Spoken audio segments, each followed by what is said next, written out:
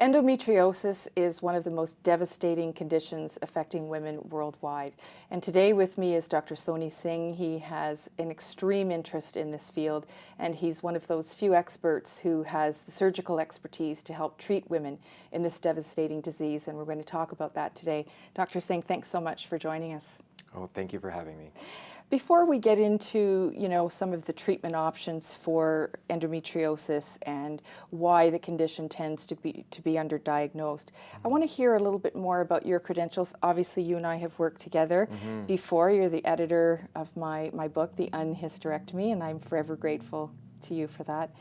Maybe you could just tell us a little bit about your own background.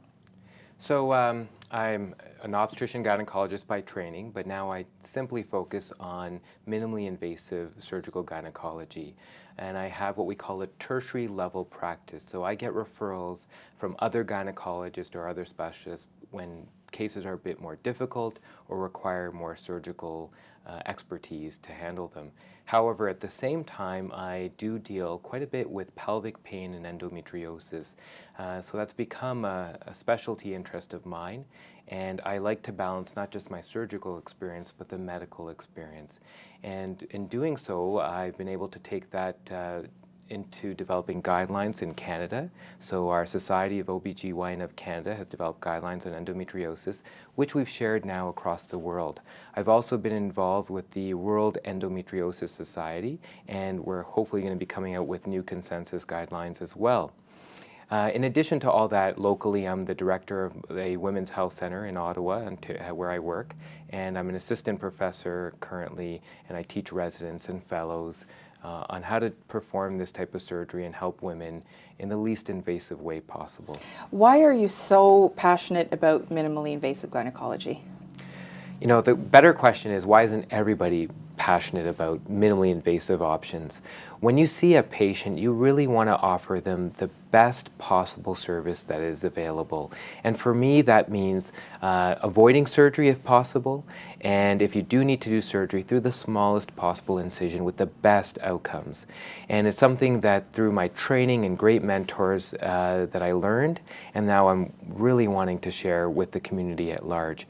If my wife or my daughter needed care, I would really want to know that the person on the other side providing that care would advocate for them and provide these options. Sometimes that means giving a referral to someone who can provide that service, sometimes traveling, but ultimately it's about advocacy and giving patients the best possible outcomes. There is no option otherwise, and I think it's a black and white issue for me that we have to work hard on providing women with the best care possible and the least invasive care, and I treat every single patient I see that way.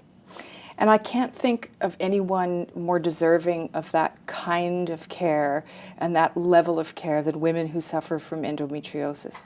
I mean, when you and I first started collaborating on the book, I don't think I really fully understood the disease and how serious it is and the effect that it has on women's lives.